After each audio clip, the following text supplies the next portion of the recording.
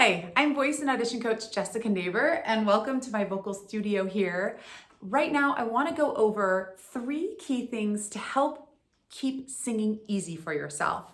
My belief is that as singers, we should make singing feel as easy as possible, right? The more relaxed we are, the more centered we are, the better we're gonna feel and sound. There's a real myth out there that singing is this Herculean task that we have to really work hard to achieve. And I think oftentimes what happens is we confuse the emotional part of singing with the working part of singing. So when you're seeing someone up there on a stage and they're really giving it their all, they probably have this really great technique working for themselves. But when you go and maybe try to do it, something different happens. So I want to take you through 3 professional techniques that make singing feel so much easier for yourself.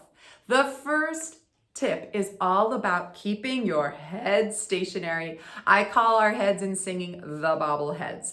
And there's a tendency we have as singers, which is as we're singing up to lift our head up. It's a very dramatic thing. It has a lot of stage showmanship to it, but it's doing nothing for our actual voice. The best thing you can do actually is to keep your head stationary on a high note. So right now I want you to choose a high note that's high for you and sing, but don't lift your head up. So try it with me on the count of 3. 1, 2, 3. He. And you'll notice over time, now lift your head up on that same note. He. Oh my gosh, it sounds bad. It feels bad. It's just bad all around. Now, what you can do once you really become a pro is you can layer the good technique of really keeping yourself open. And then you can give yourself a little movement, right? You don't have to be a robot. But we're not just throwing our head up because that's the only thing we know how to do, right? So that's a great tip to remind yourself of. Another one I see all the time from singers, both beginners and advanced, is to not open their mouth enough and enunciate their words when they sing. Think about it. If your mouth is tight and closed when you go to sing, you have to work twice as hard to get the sound out. So I want us to take a lyric of a song and I want us to try it both ways, and you see the difference yourself. So why don't we just take a really simple nursery rhyme? Why don't we sing Twinkle, Twinkle, Little Star, and we're gonna sing it with our mouth closed. Twinkle, twinkle, little star. Now, even a medium opening isn't as easy as what I'm going to teach you. So go ahead to more of like a medium opening. Twinkle, twinkle, little star. I'm semi-open. You see the difference. Now, I want you to speak that line with me. Twinkle, twinkle, little star. And each time you have a vowel, your jaw is opening. Now we are going to sing that with that jaw work happening. Twinkle, twinkle, little star. Sounds clearer, and most importantly, it should feel easier for yourself. Go ahead and try singing it with me one more time, really dropping and releasing your jaw on each of those words. Twinkle, twinkle, little star. Be careful, sometimes I'll see people doing it at the beginning and the end of a lyric, and they'll forget about all the words in between. Twinkle, twinkle, little star. That's sort of there, but you're still working harder than you have to.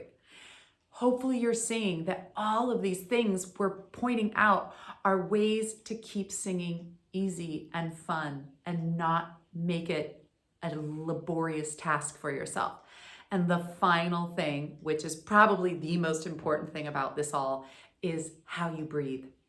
You'll see a lot of people feel like they've got to squeeze out their sound or they've got to flex out their sound and just plain old forget to breathe.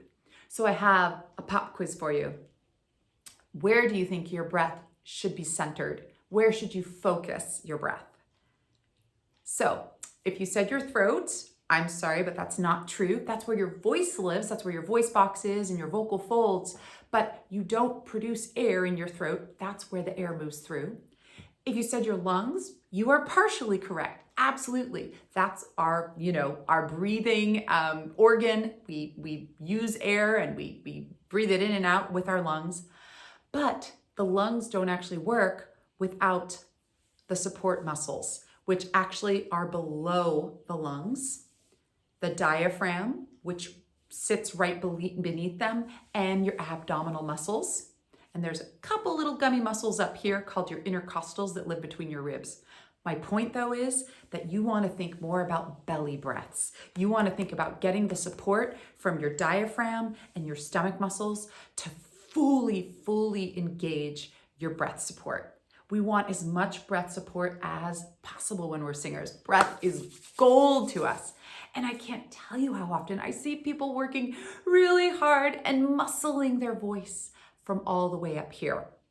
If you're interested to learn more about this concept of belly breath, about how to make singing feel and look easy, I've just created a new course on Udemy called How to Sing Better in 7 Private Singing Lessons, where you can take the course and get 7 privates with me, just like I usually do with my VIP performers here in my studio, and you'll learn all the fundamentals you need to make sure that you are singing with ease, with joy, and not working too hard, okay? All right, well, thanks so much for tuning in. Thanks for trying on some of these fun exercises with me. I hope you enjoyed them. And until next time, happy singing, everyone.